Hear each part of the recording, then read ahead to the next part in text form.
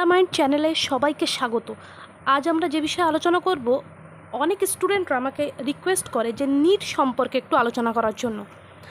আজকে নিট সম্পর্কে তাই বিস্তারিত ভিডিও A to Z সমস্ত কিছু এক ভিডিওতে আলোচনা করব। যারা ভাবছো আমি নিট নেব, নিটের পরীক্ষা এক্সাম দেবো, ডক্টর হবো পরবর্তীকালে, তাদের জন্য এই ভিডিওটা। দেখো, বাংলা ভাষায় অনেক রকমের ভিডিও থাকতে পারে এবং এর ফলে তোমরা অনেক ভিডিও তোমরা দেখেওছো, কিন্তু আজকের ভিডিওটা একদম অন্যরকম। নিট এক্সাম, এই নিট এক্সামটা তোমরা হয়তো কোনো জায়গা থেকে নাম শুনেছ, তোমাদের আত্মীয় স্বজনরা হয়তো এই পরীক্ষাটা দিয়ে থাকে। দেখো, এই নিট এক্সামটা কী জিনিস, যারা ডাক্তার হতে চাইছে, যারা ডক্টর বা ডাক্তার হতে চাচ্ছে, তাদের জন্য কিন্তু এই নিট এক্সাম প্রথমে ক্লিয়ার করতে হবে। দেখো, এর পুরো ফুল ফর্ম কী, এর পুরো ফুল ফর্ম মানে পুরো নাম কি, আমরা তো নিট বলেই চিনি, কিন্তু কেউ যদি তোমাকে প্রশ্ন করে যে তুমি এই নিট পরীক্ষা দিতে এসছো, এর ফুল ফর্ম কী, তাহলে কি বলবে? দেখো, ন্যাশনাল এলিজিবিলিটি কাম এন্ট্রান্স টেস্ট, পুরো ফুল ফর্ম হচ্ছে ন্যাশনাল এলিজিবিলিটি কাম এন্ট্রান্স টেস্ট। কন্ডাক্টিং বডি, এই পুরো এক্সামটা কারা কন্ডাক্ট করায়? দেখো, NTA করায়। 2019 সাল থেকে বর্তমানে NTA করিয়ে আসছে, কিন্তু আগে কারা করাতো? আগে করাতো CBSE করাতো। বর্তমানে 2019 সাল থেকে তাহলে কে করাচ্ছে? NTA করাচ্ছে, national testing agency. Purpose of NEET exam, এই যে NEET, purpose of NEET UG, আমরা যে এক্সামটা দেব, এটা স্টার্ট হয় কোন ক্লাস থেকে? অনেকের হয়তো মনে প্রশ্ন থাকে। দেখো, এটা হচ্ছে 11 ক্লাস থেকে সাবজেক্ট তোমাকে চুজ করতে হবে যে তুমি ডক্টর হবে। এই একটা স্বপ্ন নিয়ে সর্বোপরি সব থেকে ভালো হয় সেটা হচ্ছে 9 ক্লাস থেকেই এর প্রিপারেশন সবাই শুরু করে দেয়। যারা ডাক্তার হবার স্বপ্ন পুষে রাখে মনের ভিতরে এবং ছোটোবেলা থেকেই যারা ভাবে আমি বড় হয়ে ডাক্তার হব, মানুষের সেবা করব, তাদের জন্য বলি নিট এক্সাম তারা 9 ক্লাস থেকে স্টার্ট করে দেয়। ওরা কিন্তু দেরি করে না। অনেকে হয়তো 11 ক্লাস থেকে শুরু করছো, কোনো ব্যাপার না, 11 ক্লাস থেকে বেশিরভাগ ক্ষেত্রে শুরু করে, কিন্তু আমি বলবো 9 ক্লাস থেকে দেখবে যারা বা বড় বড় স্কুল প্রতিষ্ঠানে 9 ক্লাস থেকে তারা শুরু করে দেয় তাদের বাচ্চাদের পড়ানো, বাট আলটিমেটলি শুরু হয় 11 ক্লাস থেকে। তোমাকে সাবজেক্ট চুজ করতে হবে, পুরো পিওর সায়েন্স নিতে হবে। যাদের নামের আগে ডাক্তার করার খুব শখ এবং যারা মানুষের জন্য সত্যিকারের সেবা করতে চায়, তাদের জন্য এই জায়গাটায় তোমাকে কোর্সেস অ্যাডমিশন, মানে এই কোর্সগুলো তোমাকে করতে হবে। হয় তুমি MBBS করো, না BDS, BA MS, BPT, বেশিরভাগই সবাই MBBSই করে। যেরকম আমরা দেখেছি মুভিতেও আমরা দেখেছি মুন্না ভাই MBBS। ঠিক এখানটায় তোমার কী নাম হবে, এই জায়গাটা তোমার নাম বসবে ডক্টর ড্যাশ, কে তুমি, সেই নামটার জন্য তোমাকে প্রচুর পরিমাণে খাটতে হবে। ঠিক আছে, খাটার যদি মানসিকতা থাকে তাহলে এখানে তোমাকে স্বাগত। নিট এক্সামের প্যাটার্নটা হচ্ছে 4টে মেজর সাবজেক্টস থাকবে আমাদের, 4টে মেজর বিষয়, যে বিষয়গুলো ছাড়া নিট এক্সাম দেওয়া যাবে না। যেটা হচ্ছে ফিজিক্স, 1 নম্বর ফিজিক্স, 2 নম্বর কেমিস্ট্রি, 3 নম্বর বোটানি, 4 নম্বর জুলজি। এই 4টে আমাদের থাকতেই হবে, তবেই তোমরা পাবে। 11 থেকে সায়েন্স নিতে হবে এবং 11-12-এ সায়েন্স থাকার পাশাপাশি তোমাকে এই নিটের প্রিভিয়াস ইয়ার্সের কোশ্চেন পেপারগুলো সলভ করতে হবে। এখন তো সব কিছু হয়ে গেছে সেমিস্টারের উপর ভিত্তি করে। 11-12 ক্লাস হচ্ছে 4টে সেমিস্টার, 11-এ 2টো সেমিস্টার, 12-এ 2টো সেমিস্টার, এই হচ্ছে তোমার 4টে সেমিস্টারে। তারপরে তুমি নিট এক্সাম দিতে পারবে। 11-12-এ ক্লাসে তোমাদের যে সিলেবাস আছে সায়েন্সে, সেই সিলেবাসটা ফুল তোমাকে রিভাইজ করতে হবে। এবং কেউ কেউ নিট পরীক্ষার জন্য ম্যাথ রাখতেও পারো, কেউ ম্যাথ রাখতেও পারো না, যার যেরম ইচ্ছা, কিন্তু ওই যে 4টে বিষয় যেটা বললাম ফিজিক্স কেমিস্ট্রি বোটানি জিওলজি, ওটা কিন্তু রাখতেই হবে। কারণ এই যে সায়েন্সের সিলেবাসটা, এটা হচ্ছে বেসিক সাবজেক্ট কোরের সিলেবাস। 11-12 ক্লাসে যেটা NCERT বুকস হয়, ওর উপরে ভিত্তি করে সমস্ত প্রশ্ন তৈরি করা হয় নিট এক্সামে।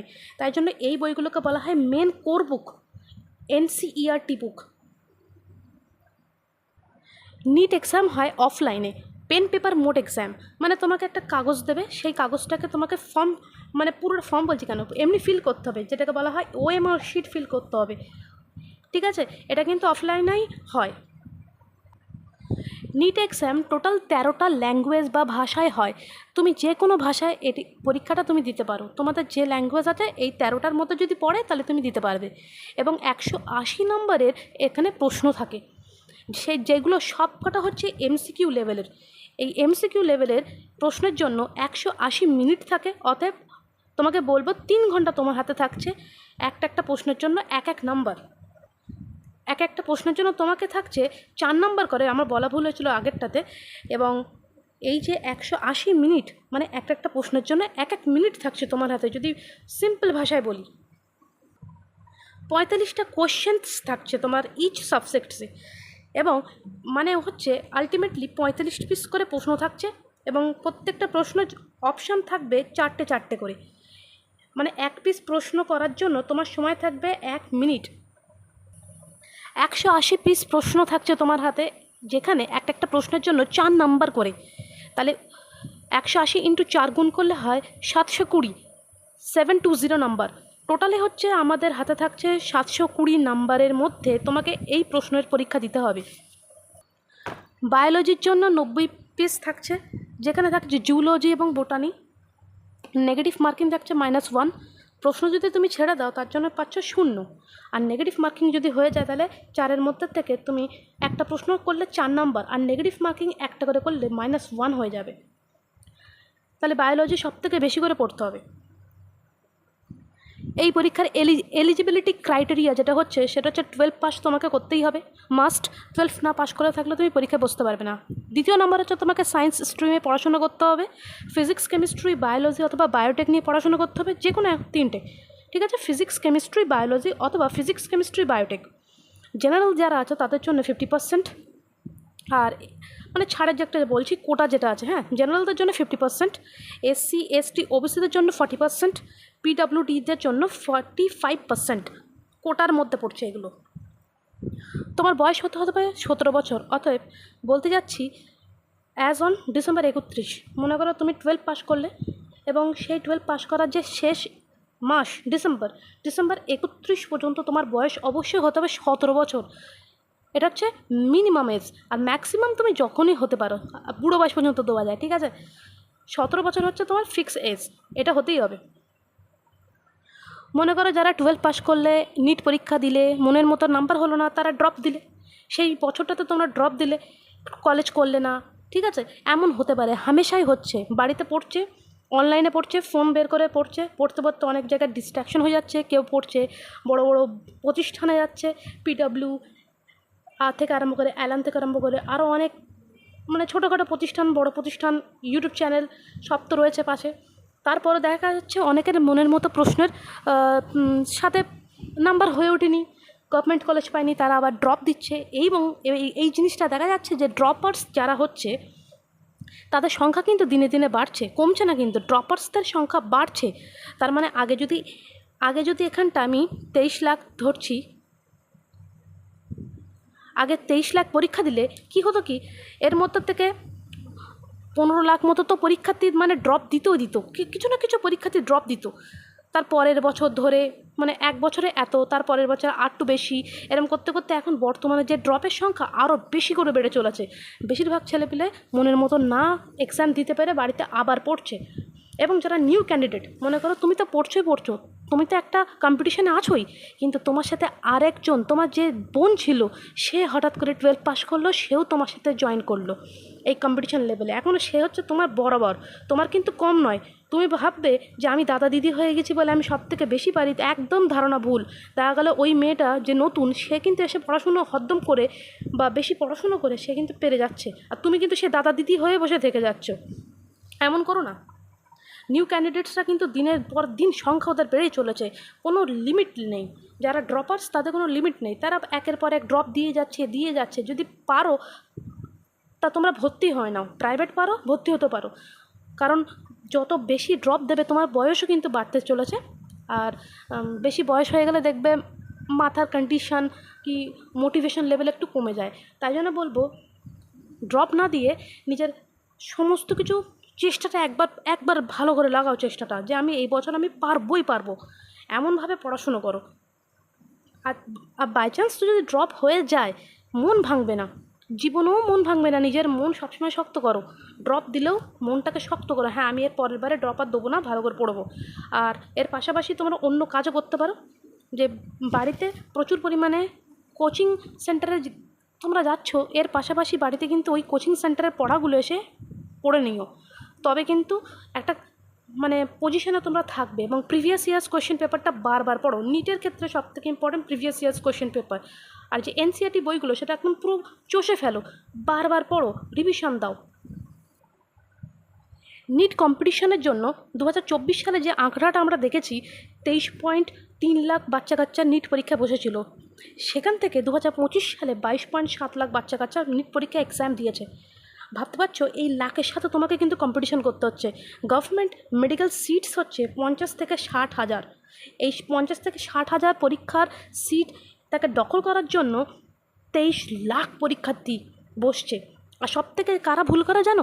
যারা ওই মনের দিক থেকে হেরে যারা সুইসাইড করতে যায় না, তারা সব থেকে বড় মানে একটা কি বলবো, করতে নেই কোনো কিছু, মন ভাঙলে হবে না, তারা হেরে যাচ্ছে। ঠিক আছে, এইসব পরীক্ষা, আরে পরীক্ষা সারা জীবন হবে, কিন্তু জীবন কিন্তু একটাই পাবে। তাই জন্য বলবো, পরীক্ষা তোমরা দাও, ঠান্ডা মাথায় দাও, কিন্তু আজে বাজে টেনশন করো না। এখানে তুমি ঝাঁসি রানী নও, ঠিক আছে? ঝাঁসি রানীরাও অনেক কষ্ট করেছে। এখানে তুমি ভগৎ সিং নও, যে ভগৎ সিংয়ের মানে হঠাৎ করে তুমি সব কিছু ছেড়ে দিচ্ছ। ভগৎ সিং কিন্তু অনেক কষ্ট করেছে। ভাবতে হবে জিনিসটা, আমরা ইতিহাস থেকে অনেক কিছু শিখতে পারি। ইতিহাস তুমি যদি না জানো, তাহলে বারবার তুমি একই রিপিটভাবে ভুল করবে। তাই জন্য বলছি, যে কোনো পরীক্ষার লেভেলে ভালোভাবে নিজেকে তৈরি করো এবং মাথা ঠান্ডা করো। যদি একটা না হয়, প্ল্যান এ যদি কাজ না করে, প্ল্যান বি রেডি থাকবে। ঠিক আছে, অনেকে ভাবে যে প্ল্যান এর সাথে বি কেন রেডি রাখবো, কিন্তু না, প্ল্যান এর সাথে রেডি রাখতে হবে প্ল্যান বিটাকেও।